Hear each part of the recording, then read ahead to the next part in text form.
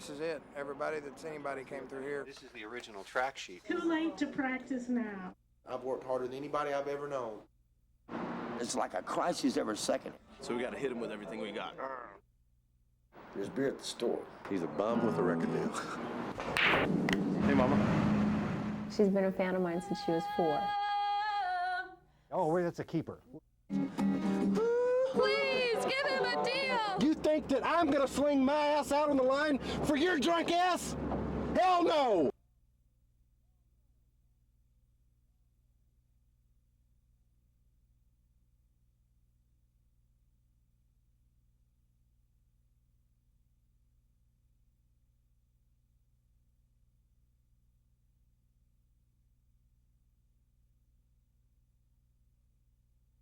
I'm Ruth Golden, this is Evan Eames and Zach Levy, and we've spent 4 out of 6 weeks so far at the Bluebird Café in Nashville, Tennessee. Previously on Eyewitness, Gene Cook's newest song seemed like it could put him on the track to stardom. But it's just no good without you. Tiffany, the former teen pop star, put the finishing touches on her newest incarnation as a country singer. This one's approved. And we went home with Malcolm Holcomb to find the wife and family he left behind. It's time to go to the hills for a little while.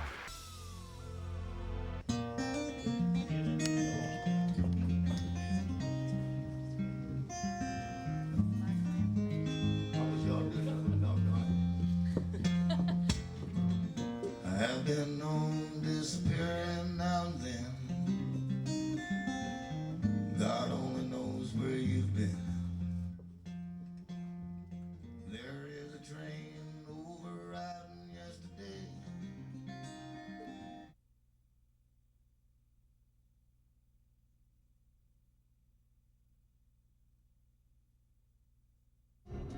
Today I started loving you. And today I started loving you.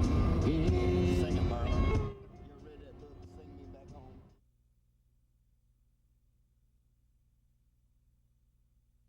How much do they want? A little mouth.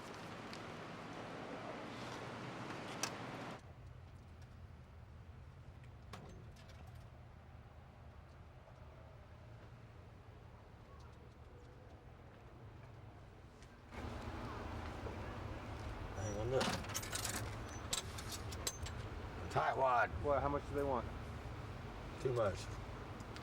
Hey, how you doing? Good. How are you? Good to see you. Nice to see you. They were interviewing Tiffany for a documentary about Elvis Presley. Hey, Evan. You met everybody, right? Okay, good. Pam Lewis, Tiffany's manager, is making efforts now to get Tiffany out there and get her seen. And I met Tiffany, and he said, you met Tiffany? Mom, really? I mean, I said, wow, that's major, so he was just thrilled to death. Yeah. The good thing I have going for me is that I love to sing. I'm not going anywhere. This is what I do. And everything seems to kind of revolve. Everybody has their time. Thank you so much. Thank you. Good luck with everything. Thank you so much. I know what it's about. I'm groomed. I know that, how to work media and what to say and what not to say. And I'm not afraid to work. Now that I've had the time with my son and my husband, we're all ready to go.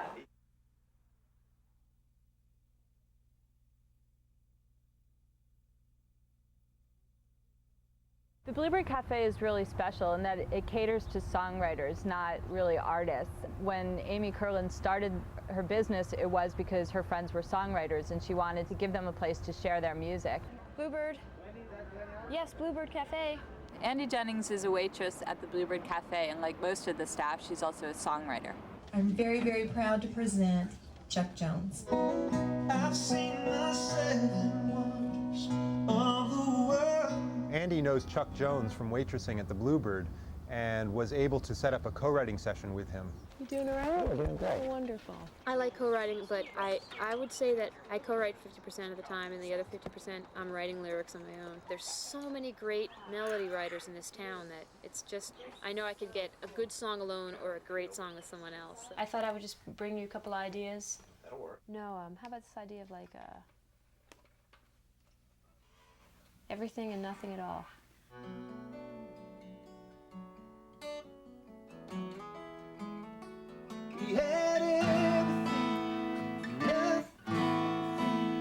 line, I don't know if we want to start the chorus off with a hook or just save it for the end. You know what we can say, like, we had everything, we had all the love, true. you see what I'm saying? And then at the end, we had everything and nothing at all. You got nothing to lose. Oh, the only place to fall is in love.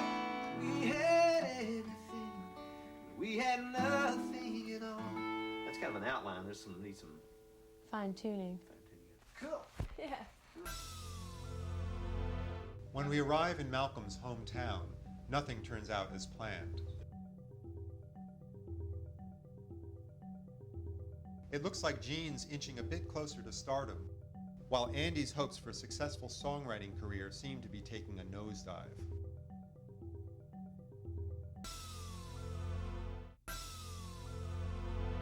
Gene Cook is a regular performer at the Bluebird. He's very comfortable there, and there is always a chance that someone might discover him. I'm just a redheaded Alabama hick, you know, that didn't know anything about the music and got into it because I loved writing songs and wanted to write a great song and wanted to sing for folks. This is a redneck love song I wrote. It's about Joe and Betty.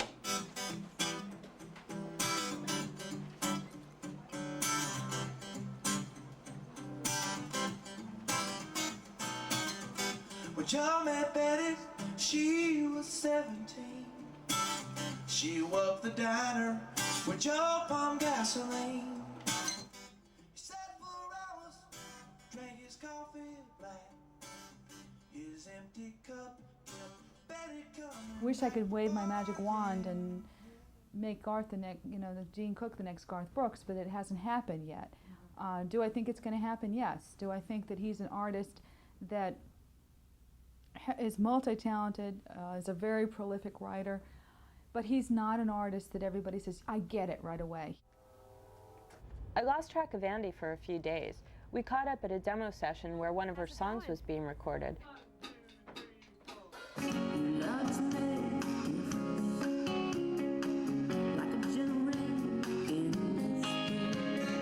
Andy hoped to use her current publishing deal to climb the ladder, but she found out that her contract wasn't being renewed, and she took it pretty hard. When you guys got here, I had like 5 songs on hold. I had this great publishing deal. I think that sounds better. Yeah, that's cool. Let's go with that. My life has fallen apart since you've gotten here. There's nothing up and positive about that, is there? It's okay. It's on to the next thing. Major Bob decided not to renew my option for the next year, so I'm kind of going to be without a publishing deal June 1st. But you'll land somewhere good. I'm not worried. I'm not worried. This is me at the payphone again. Oh. Malcolm seemed a little bit anxious. I think it was a pretty charged time for him. Going back to Asheville, sober, and trying to see little Malcolm all sort of work together to make it an intense time for him. We go for a swim at the bottom of the falls. No, it's on up here. Malcolm brought his new girlfriend Lynn on the trip. She gives him a sense of stability and family which seems to help him stay sober. Malcolm hadn't made any arrangements with his wife to see their son, so he spent most of the day on various payphones trying to get through to her.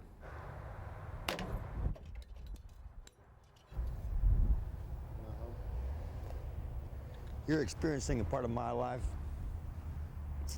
Hattie, can you get down there? Yeah, but if the wind weren't blowing, it'd be I'm telling you what, now, that's something, ain't it? Could the wind... That wind will knock you over, knock anybody over. Yeah, well, my balance is not good. I don't know what you mean. Thank you so much. Oh, you're welcome. Thanks. There you go. Here comes the fella I bet you. I've mixed emotions about this little Pandora's box to keep sticking your fingers in, you know? Because this is a pretty heavy thing. This is not entertainment tonight. This is like reality.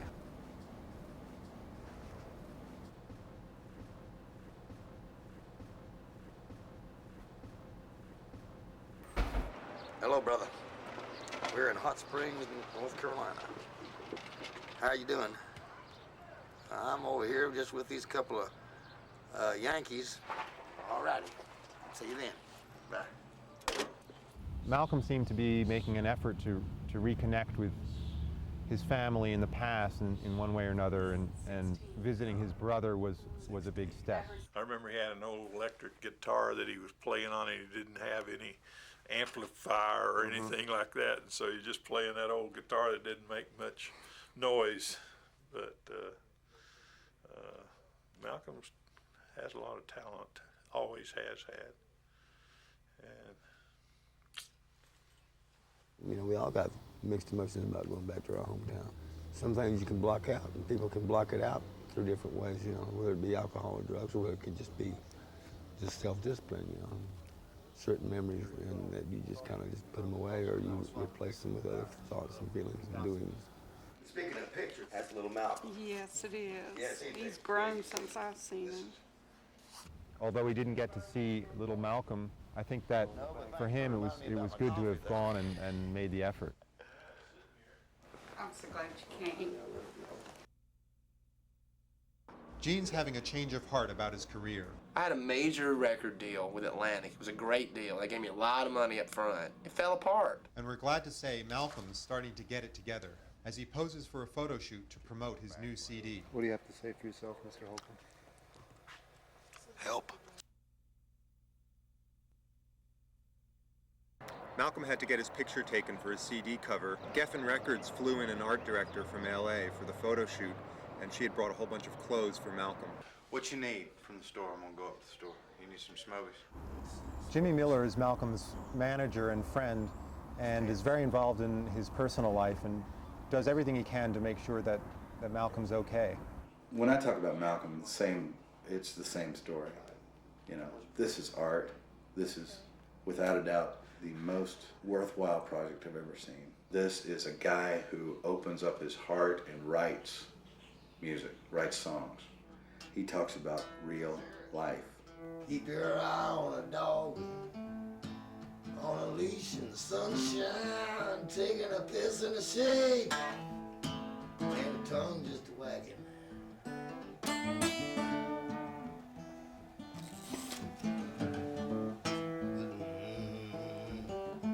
With Lynn kind of acting as his, or providing him with that sense of family, you know, Lynn and her kid Henry, Malcolm is, you know, it seems like he's settling down a little bit. I think that just goes to show how much of that stuff he misses, how much he misses his kids. Get more background. Yeah. He'll rise up in the background, sort of. What do you have to say for yourself, Mr. Holcomb? Help.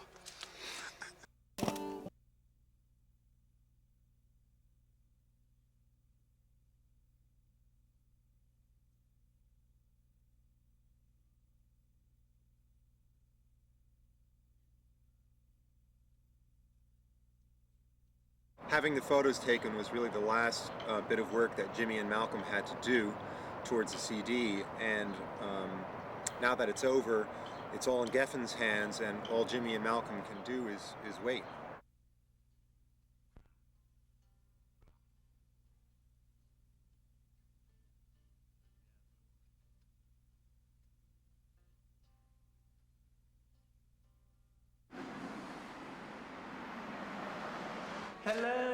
Since Andy lost her existing publishing deal, she's been making the rounds of the other companies in town trying to get a new one. We went with her to Starstruck, which is owned by singer Reba McEntire. One of the most wonderful things is now that I'm trying to, you know, call people around town, people know who I am.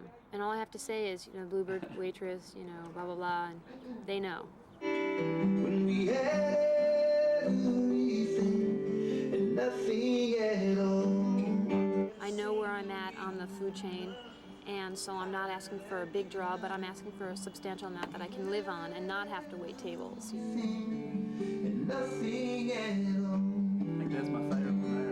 Oh, you're kidding, yeah. I like that a lot. We just did with that a couple of nights ago. Great. Well, that's a great work tape, too. Well, it's obviously you know what you're doing, and it's really strong stuff. Well, thanks. So I'd love to hear more. Okay, great. Thanks a lot. Thank you. People say, when you gonna make it? I've made it. You know, I'm writing better than I've ever written before, and I've got people up here that love my music, and I'm here. I've done it. I had a major record deal with Atlantic. It was a great deal. They gave me a lot of money up front. It fell apart.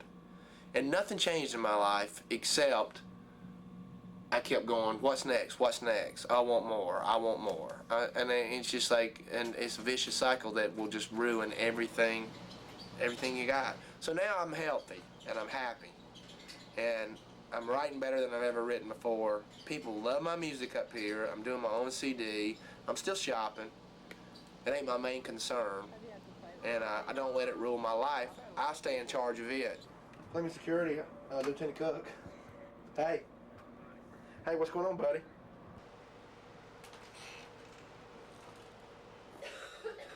Having a record deal and having it released is technically, you know, in simple terms, about the same as being excited that your used car has made it to the used car lot. You know, it's available for sale.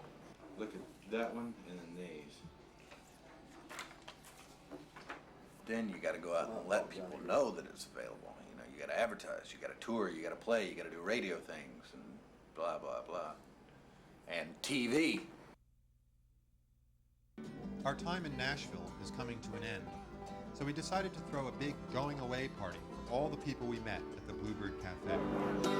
Dude in a white hat gets off a Greyhound bus. Come on down, take a number, wait your turn. Malcolm's always been a favorite at the Bluebird. The way I view it is the Bluebird's kind of one of those gigs that has to be pretty right, you know. Point your finger in some direction. Follow a smile if you can. Drill a hole filled with powder. Strike a match, burn it loud. Every heartbreak in the world,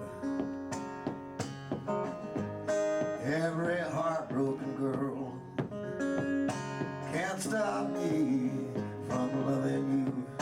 No, they can't stop me from loving you. I don't know. Malcolm's pretty good about taking care of people, you know, where it's like all of a sudden, man, the woodwork is just oozing with new Malcolm Holcomb fans, which I guess is good. Yeah. I'm afraid that there's going to be too many that are fans as long as we're giving them stuff. You know, I don't think these are the fans that go out and plop down $15 at Tower. Shine like diamonds. She got red lights turning around. In the mornings, coming up smiling. Back on the edge of town.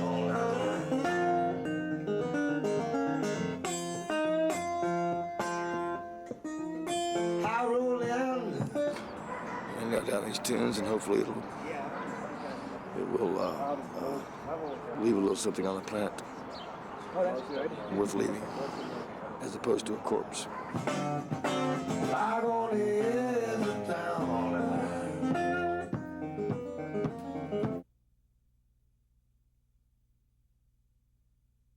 What advice would you give to someone coming to Nashville, hoping to be a songwriter? Plan to stay here for a long time.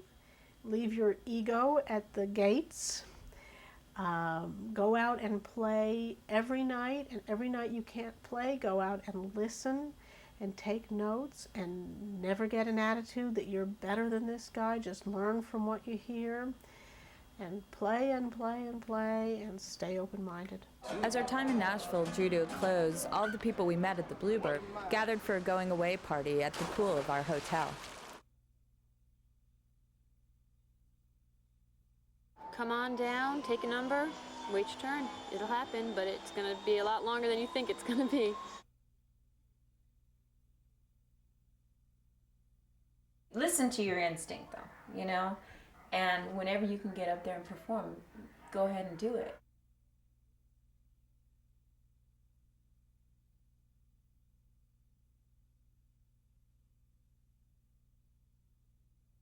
If you're coming here because you want to be like Garth and put a hat on and get you a big old ranch and become rich, stay home because we have enough of those people here.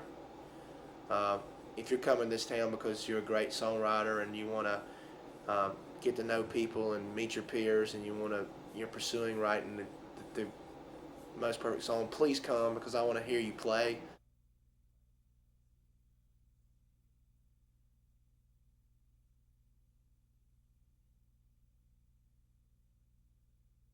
You've got to live life doing something to have something to write about, you know, after you've written so much and about trees and birds and bees, and then you got to go out and get amongst the trees and the birds and the bees in another situation and write some more about the trees and the birds and the bees.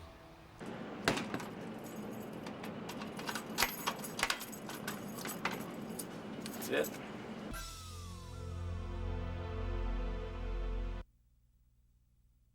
The Bluebird is celebrating its 15th anniversary year, and Amy is making deals to do radio, web, and international shows from the club. Tiffany is still waiting for a label to actually sign her, but seems pretty happy to take it slow. She recently spent some time in California with her family and did a lot of songwriting there. Andy is still searching for a new publishing deal and continues to make a living as a waitress at the Bluebird. James seems to be the big winner at the moment. The song he wrote with Peter McCann will be the title song on country star John Barry's new album. Geffen Records decided not to release Malcolm's CD, but according to Jimmy, a number of other labels are looking to pick it up. Malcolm eventually got to see his son and has been making regular visits to North Carolina. He has also begun seeking treatment for his alcoholism, though it's a daily struggle.